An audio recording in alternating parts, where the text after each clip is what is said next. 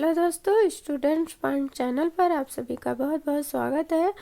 आप सभी को राधे राधे प्रणाम। उम्मीद है आप सब बहुत अच्छे होंगे। तो दोस्तों, पिछली वीडियो में हमने द्विवेदी युग को कवर कर लिया था, तो पिछली वीडियो आप जरूर देखिएगा। आज मैं आपके लिए लेके आई हूँ छायावादी युग। तो चलिए वीडियो को स्टार्ट करते हैं। छायावादी युग का जो समय है 1918 से 1936 ईस्वी तक है, और इसका जो नामकरण अनेक रचनाकारों या लेखकों ने दिया है। इनमें पहले है मुकुटधर पांडे, इन्होंने छायावाद को रहस्यवाद की संज्ञा दी है। महावीर प्रसाद द्विवेदी ने अन्योक्ति पद्धति की संज्ञा दी है।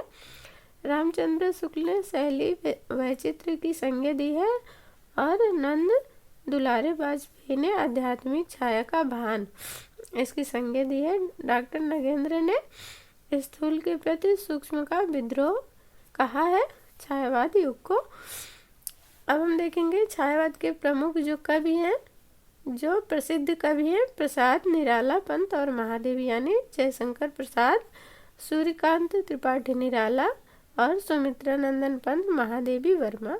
तो ये छायावाद के प्रमुख कवि हैं। अब हम आगे देखेंगे,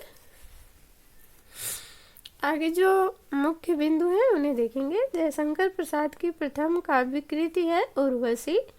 तो ये पूछ लिया जाता है कि जयशंकर प्रसाद की प्रथम काव्य कृति का नाम क्या है, तो वह है उर्वशी।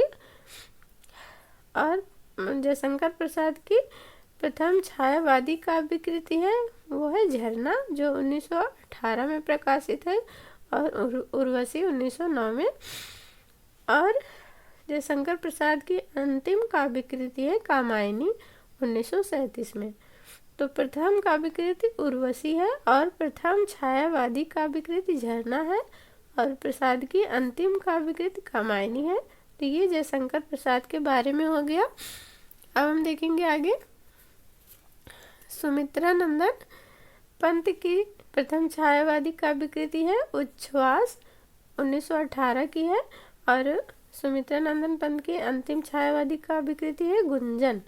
तो पंत की प्रथम छायावादी काव्य कृति है उच्छ्वास, और पंत की अंतिम छायावादी काव्य कृति गुंजन है। तो दोस्तों, हमने जो मेन बिंदु थे हमने उसे देखा। अब हम देखेंगे छायावादी युग के रचनाकार और रचनाएं। तो इनमें जो है जयशंकर प्रसाद है पहले, इनकी रचनाएं हैं उर्वशी, कानन कुसुम, झरना, प्रेम पथिक, करुणालय, आंसू, लहर, कामायनी, वन मिलन, प्रेम राज्य, अयोध्या का उद्धार।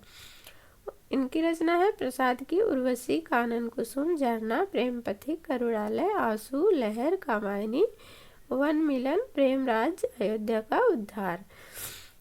और आगे है सूर्यकांत त्रिपाठी निराला की रचना है अनामिका, परिमल, गीतिका, तुलसीदास, सरोज स्मृति, राम की शक्ति पूजा। तो इनमें जो मेन है तुलसीदास है, अनामिका, परिमल और राम की शक्ति पूजा ये मुख्य है। और ये प्रसाद की रचनाओं में उर्वशी, झरना, प्रेम पथिक, करुणालय, आंसू, लहर, कामायनी ये मुख्य हैं। आगे है सुमित्रानंदन पंत की रचनाएं वीणा, पल्लव, गुंजन, उच्छ्वास, युगांत, युगवाड़ी, ग्राम्य, स्वर्ण किरण, स्वर्ण धूल वाड़ी, उत्तरा लोकायतन, स्वर्ण काव्य, रजत शिखर, ग्रंथि। तो ये सुमित्रानंदन पंत की रचनाएं हैं। आगे है महादेवी वर्मा की निहार, रश्मि, नीरजा और सांदगी। तो इनकी जो चारों रचनाएं ये महत्वपूर्ण है, निहार, रश्मि, नीरजा और सांदी गीत।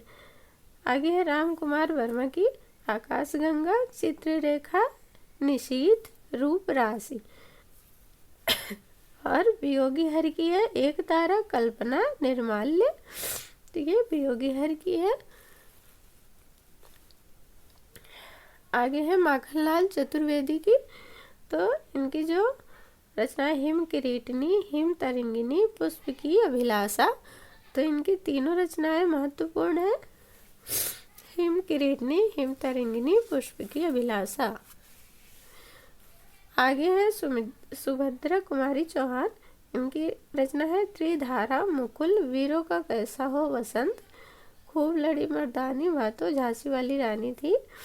तो ये सुभद्रा कुमारी चौहान की रचनाएं हैं। तो दोस्तों इसमें जो मेन रचनाएं हैं जो एग्ज़ाम में ज़्यादा बार आई हैं उन्हीं मैंने कवर किया है। तो आपके एग्ज़ाम में इसमें से ज़रूर कोई ना कोई रचना मिलेगी। आज के लिए इतना ही, छायावादी युग हमने कवर कर लिया है।